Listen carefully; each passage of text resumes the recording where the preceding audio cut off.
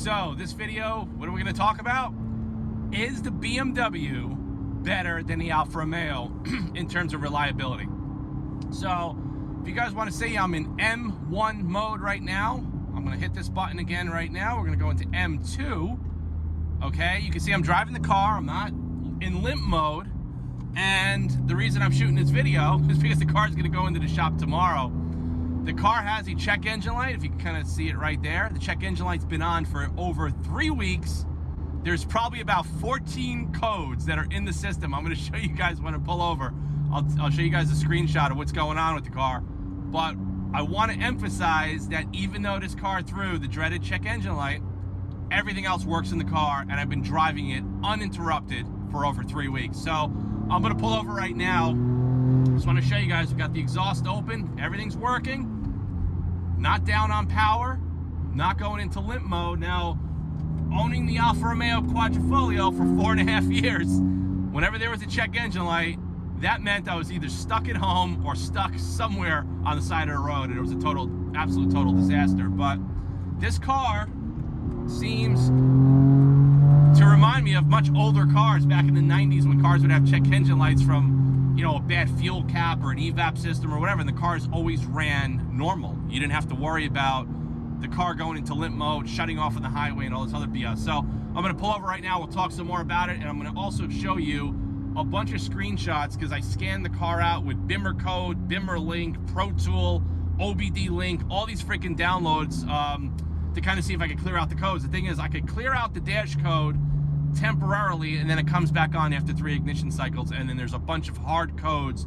that are permanent in the engine control module and I think a couple of other modules in the car. And I'll pull over in a minute and we'll talk some more about that. So stay tuned. We'll talk more about the BMW Verse Alpha. I know a lot of you guys, you know, the Alpha fans that watch my channel are all upset that I got rid of the car, but I'll tell you right now, if you guys dealt with 5% of what I dealt with in 4.5 years, you guys would have burned the car a hell of a lot sooner than I got rid of it. So we'll pull over right now. We'll talk more about what's going on with the G80 M3, and then I'll report back in the comments section when I get the car back, hopefully by the end of the week, as far as what was causing the check engine light and why the car went into this mode.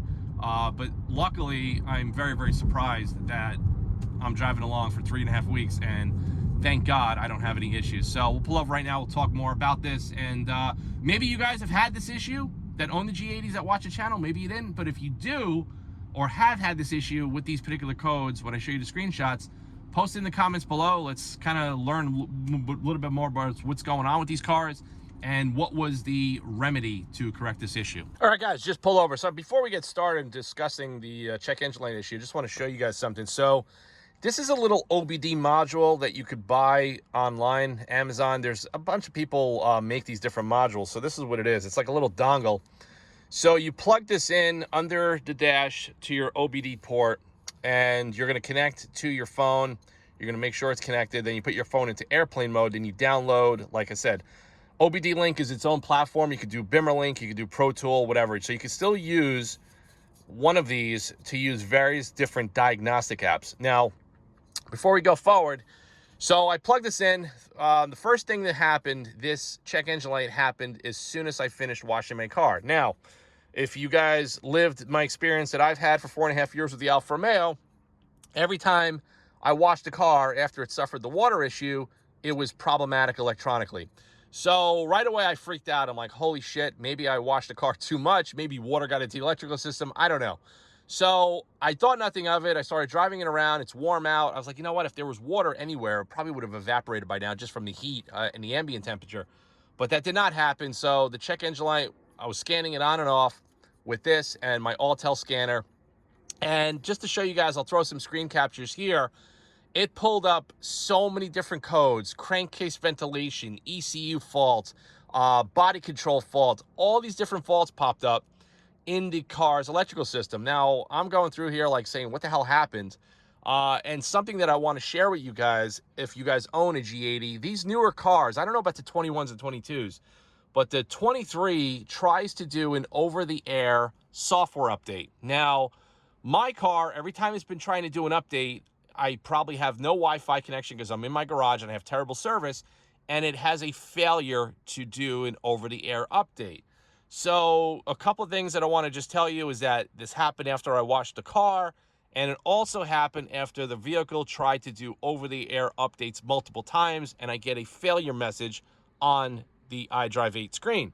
So I don't know what's going on, but I talked to a couple other guys that have emailed me, and we talked through social media, and they also have been having issues with this over-the-air updates. I think the over-the-air updates should be sticking to Teslas and not BMWs. I just think it could be an absolute issue if the car is trying to download software and something happens with the satellite or the signal and something crashes. God forbid, the vehicle could crash the computer system. I don't really know. So that's what's been going on. But what I want to report back, basically, talking about this and versus the Alfa Romeo, is I've been driving this car for over 3 weeks. With the check engine light, there's about 12 hard codes that I cannot remove from the car. No matter what I do, I can't remove them. I could delete them, and then it'll have like in the menu, it'll show like soft codes, and it'll show permanent codes. I cannot delete the permanent codes no matter what I do.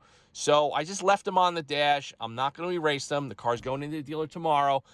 I don't know what it is. I popped the hood. I went through all the sensors, all the plugs. I mean, there's a lot of plastic on this car. And if you guys haven't looked, I'll pop the hood right now. I'll show you guys real quick. The car is really, really hot right now, too. So if you look here, I mean, there's just all plastic sensors and a lot of plastic. Even this is made out of plastic. So maybe something broke. Maybe a sensor broke. Maybe a connector came loose. I don't really know. But all I know is I am so happy that the stupid check engine light did not cause a catastrophic breakdown, did not get stuck in the side of the road. The car did not shut off, thank God. If that does eventually happen, I'm going to report it back in the channel, because the whole reason I shoot this content is to share the ownership experience, not of the good stuff that happens, but also the bad stuff that happens, because I think a lot of owners really need to know what's going on with cars in general. This is a new platform for me to have. And I haven't had a BMW since my E60 M5, and that car was pretty problematic with electrical gremlins.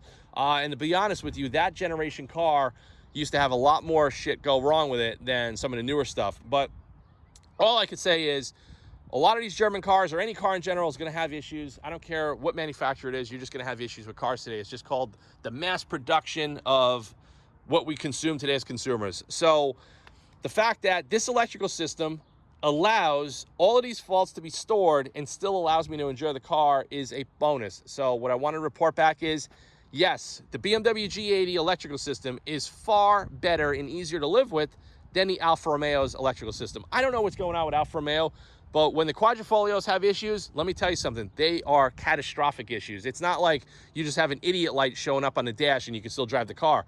When the check engine light on my QV showed up on the dash, the DNA mode would not work. The ABS would have fault, the suspension would have fault, the car was in limp mode, and then when I parked the car, it would lock itself in the park and I couldn't get it into neutral and get into gear. I mean, the magnitude of problems that I had when the car had a check engine light was very, very severe, and I could never enjoy the car fully, even when I tried to clear out the codes. So this is just a short video. Just want to report back, because I've owned the G80 M3 since December of 2022, so it's about 7 months now, and 7 months for the first gremlin to pop up, which is stupid check engine light and fault codes. But I have a feeling, because I talked to the service advisor, who's actually a friend of mine, he said a lot of these cars are coming in now with the over-the-air update fault. So I have a feeling that this could just be a stupid glitch that's throwing codes into the ECU. The ECU is actually right here. You lift up this cover and take off the bar. That's where the ECU is located. So for all the guys that are sending them out to Fentemvo, whatever that company is in Finland or Russia that's unlocking them, that's where the ECU is. Super easy to get to. But he's telling me they're having a hell of a lot of problems with these cars coming in with software crashes and patches.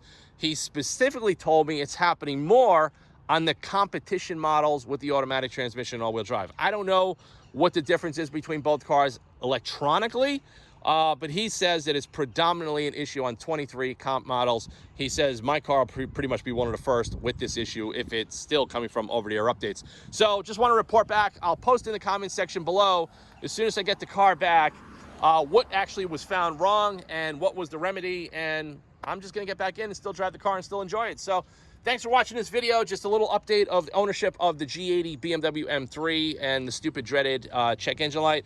But overall, car feels good, sounds good, runs strong, no issues with that. Granted, yeah, it's not the sexy beast that the Italian cars are, and it is a little bit too big for my liking, but the car's a great daily driver, and will I keep it in the stable? I don't know, but now that I got the AMG GTR, I don't know what I'm going to do. But I do love the color of the car. That's one thing that really gravitated me towards buying it, was I love the color spec. I love the manual transmission. So what other options do I have if I decide to replace this car? I'm going to be honest with you. The only car that I think that could honestly replace this car in terms of having a better transmission, better chassis, better front end is the Cadillac CT4V Blackwing, but it's a General Motors product. It's going to be General Motors quality, build quality, very limited dealer support, and I don't get excited over GM. I don't know. It's just, I don't know. So I don't know what I'm going to do right now. I've also been exploring the ideas of maybe getting rid of this and getting an M2, maybe an older M2 CS, or maybe an E92 M3 if I could find one. So I'll post a separate video on that soon on the channel because I've been looking for an E92 M3 for a very long time, and I'm trying to find one that's not modified, crashed, and beat to piss. So thanks for watching. Stay tuned for more content, and I'll see you guys in the next one soon.